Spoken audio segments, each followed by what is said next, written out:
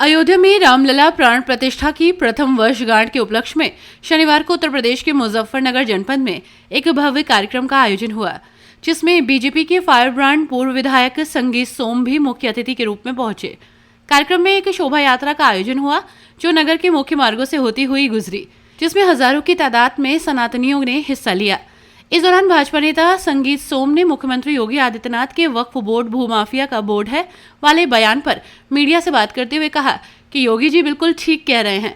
वक्फ board माफियाओं, गुंडों और आतंकवादियों का एक गिरोह है जो दूसरों के घरों को कब्जाने का काम करता है, दूसरे की जमीन को कब्जाने का काम करता है।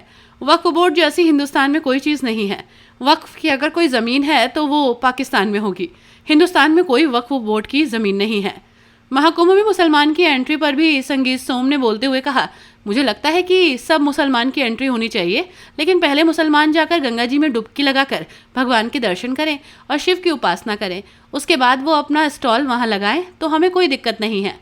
साथ ही संगीत सोम ने एक क्रिकेटर अश्विन द्वारा हिंदी हमारी राष्ट्रीय भाषा नहीं है वाले बयान पर कहा कि हिंदी हमारी राष्ट्रीय भाषा होनी चाहिए। हमारे यहाँ क्षेत्रीय भाषाओं का भी महत्व है, लेकिन हिंदी हमारी मातृभाषा है और वो लागू होनी चाहिए। किस तरह की यात्रा आज निकाली जा रही है, किस तरह का जश्न मनाया जा रहा है? देखिए, 500 साल के इंतजार के बाद, और वो 500 साल का इंतजार भी चंद हमारे गद्दारों की वजह से हम लोगों को करना पड़ा। उसके 500 साल के बाद 1 साल पहले आज के दिन मंदिर में प्राण प्रतिष्ठा हुई।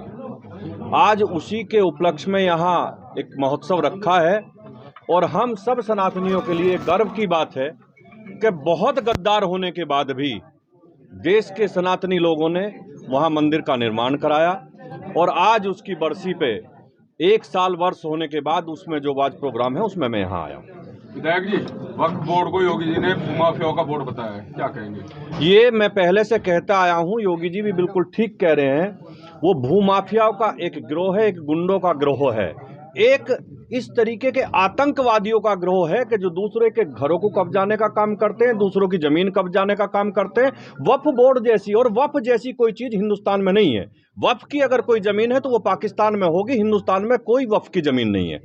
क्रिकेटर है यासीन, उनके द्वारा बयान दिया गया जो हिंदी है और राष्ट्रीय भाषा नहीं है, उसको लेकर क्या कहेंगे? कि विधायक है वो जो एक अध्यक्ष है बीजेपी के चेन्नई के, उन्होंने भी उनका समर्थन किया, उसको क्या कहेंगे? नहीं, हिंदी राष्ट्रीय भाषा होनी चाहिए और हमारे यहाँ क्षेत्रीय भाषाओं का भी महत्व है, लेकिन हिंदी हमारी मातृभाषा है और वो लागू होनी चाहिए। महाकुंभ में मुसलमानों की नो एंट्री पे जो मुख्यमंत्री जी ने कहा था, नहीं, मुझे लगता है कि सब मुसलमानों को एंट्री होनी चाहिए, लेकिन पहले मुसलमान जाके गंगा जी में डुबकी लगाएं और डुबकी लगा के भगवान के दर्शन करें, शिव की उपासना करें, उसके बाद वहां अपना स्टॉल लगाएं तो हमें कोई दिक्कत नहीं होगी। विधायक जी, राष्ट्रीय लोकदल के साथ गठबंधन होने के बाद भारतीय जनता पार्टी ने जो 10 साल में कमाया था उसमें थोड़ा सी डेंट लगा, नहीं लगा?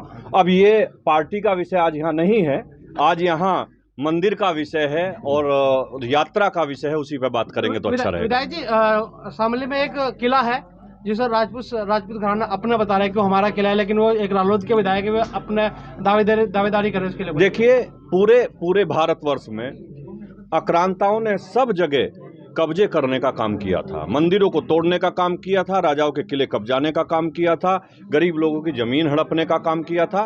वो किला वास्तव में उसकी जांच होनी चाहिए, ASI द्वारा उसकी जांच हो, पुलिस द्वारा जांच हो और प्रशासन द्वारा जांच हो, और जांच के बाद किला उन्हीं के पोजीशन में आना चाहिए जिनका है। वो अब इस तरीके की कब्जाई हुई भूमि, कब्जाए हुए किले किसी के बाप की बदौलत नहीं रहेंगे। तो क्या RLD विधायक जो है वो कब्जाई हुई जमीन पर रहते हैं? 100% कब्जाई हुई किले में है, वो कब्जाई हुई जमीन है। विधायक जी, जिस तरह से मंदिर लगातार निकल रहे हैं मुस्लिम बहुल क्षेत्र को लेकर, उसको क्या कहेंगे? देखिए, एक समय हुआ करता था, मैं पहले से कहता आया हूं, जब आक्रांता इस देश में आए तो आक्रांताओं ने सबसे पहला टारगेट अगर कोई किया, वो सनातन को खत्म करना चाहते थे। लेकिन सनातन एक ऐसा धर्म है कि वो दुनिया में कभी खत्म नहीं हो सकता और सनातन दुनिया का सबसे बड़ा धर्म है। उन्होंने खत्म करने की कोशिश की, मंदिरों को तोड़ने की कोशिश की, मंदिरों को दबाने की कोशिश की, लेकिन मैं दावे के साथ एक बात कहता हूं, जो उस टाइम पे दबाने की कोशिश की थी, आज एक एक मंदिर बाहर निकल कर आएगा। एक एक सनातनी आज झूम रहा है और कह रहा है कि मेरी जो आस्था थी आज वो पूर्ण हो रही है, उस पर काम हो रहा है, हर आदमी इससे खुश है। हर न्यूज अपडेट के लिए डिस्क्रिप्शन बॉक्स में दिए हुए लिंक से ज्वाइन करें रॉयल बुलेटिन का व्हाट्सएप ग्रुप और पाएं हर खबर सबसे पहले अपने व्हाट्सएप पर। अपने आसपास की खबरों के लिए सब्सक्राइब करें रॉयल बुलेटिन और इस वीडियो पर कमेंट के जरिए अपनी राय देना ना भूलें।